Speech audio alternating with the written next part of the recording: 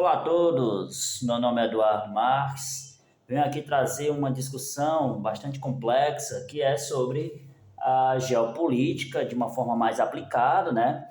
Então a gente vai discutir aqui um pouquinho sobre fronteiras, né?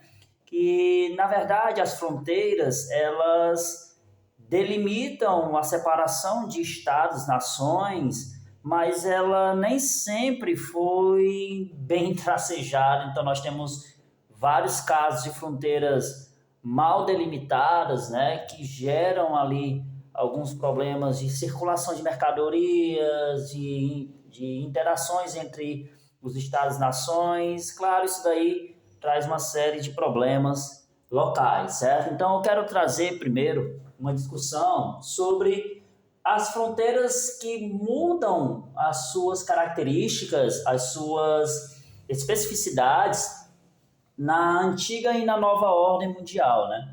Essa nova ordem mundial, ela traz uma fronteira mais política.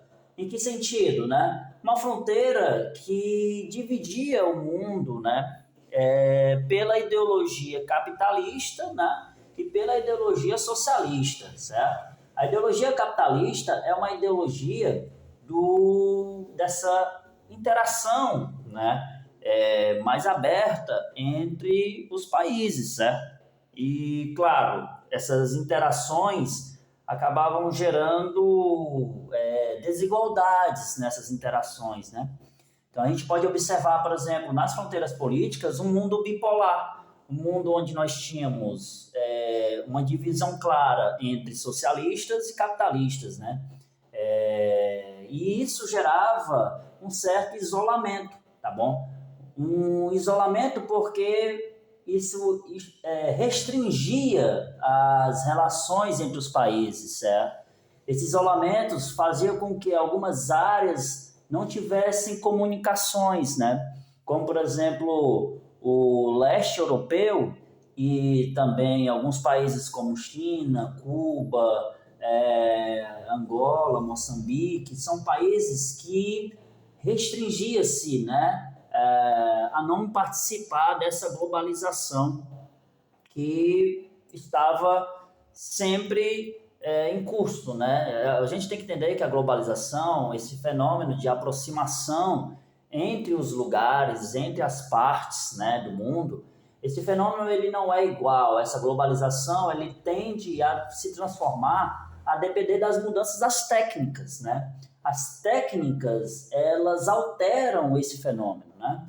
Então a gente pode ver que os isolamentos geram fronteiras rígidas, né? Geram fronteiras onde o Estado ele é o principal agente controlador, né? O Estado ele se torna o principal agente que administra e planifica muitas vezes vamos dizer, o progresso, né, do país, para onde o país vai, onde o país vai produzir, o que o país vai produzir. Então, o Estado ele se torna central aí na discussão, né?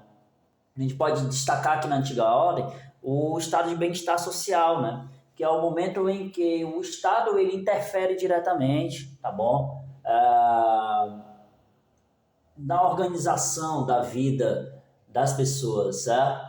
Então, a pergunta é essa, né? Quem é o principal agente? Quando a gente chega em uma fronteira mais econômica, aqui na nova ordem, nós temos uma fronteira mais aberta para receber um investimento, né, externo, financiamento externo, tá bom? Nós temos uma fronteira menos rígida, o Estado ele tende a diminuir a sua participação e privatizar as suas estatais, certo?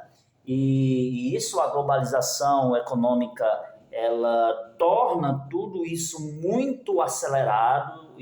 A globalização econômica torna esse processo de privatização, né, acima da estatização. Então, isso acaba sendo muito característico nos países mais pobres. Isso se torna muito característico nos países menos desenvolvidos, como o Brasil, né? Que vem apresentando um comportamento de privatizações desde a década de 80, tá bom? Mas, claro, se a gente for fazer uma comparação com os países mais ricos, como os Estados Unidos, o protecionismo ele é muito forte, né? Então o protecionismo ele é uma realidade para países que defendem a sua economia, né? E da concorrência lá de fora. Então é importante a gente fazer essa diferença, né? Então, assim, o que é o território? O território é essa base física do Estado, né? Onde o Estado está. Não tem como você entender o Estado como um agente político, organizador, gerenciador de uma sociedade, né? Não tem como você entender esse Estado sem um território, tá certo? Então, o território, ele torna o Estado possível e o Estado, quando ele é reconhecido internacionalmente, ele se torna um país, né? Mas reconhecido por quem? Reconhecido principalmente pelos países mais poderosos, certo?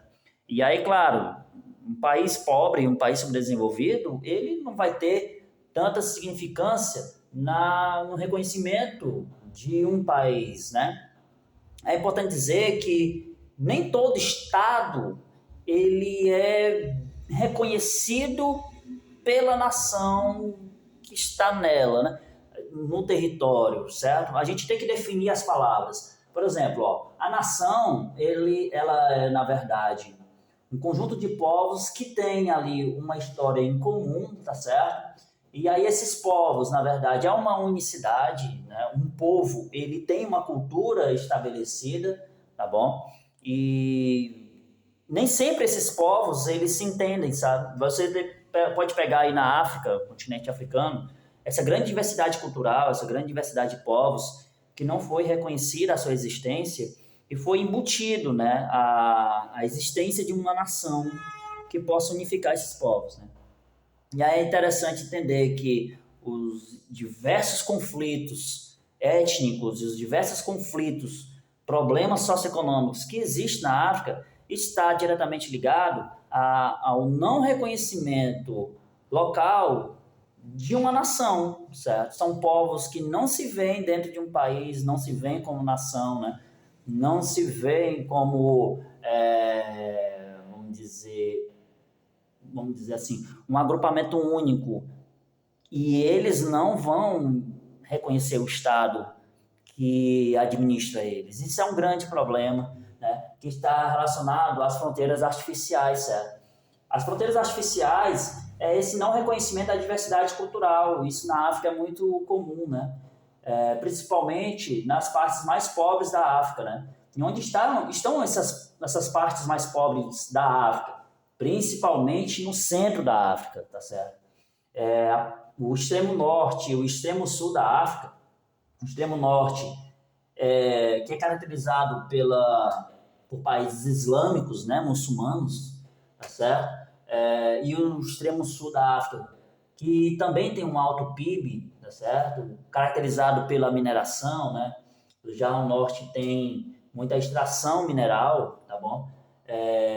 Então, na África, a gente pode perceber essa artificialização das fronteiras que vem do colonialismo, certo? Vem do imperialismo europeu, que dominou o continente durante muito tempo, saqueou o continente, tá certo? E dividiu a terra, não reconhecendo essa diversidade cultural dos povos, certo?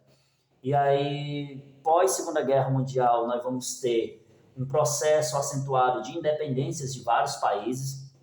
Esses países que vão se tornar independentes vão passar por vários movimentos separatistas, tá certo?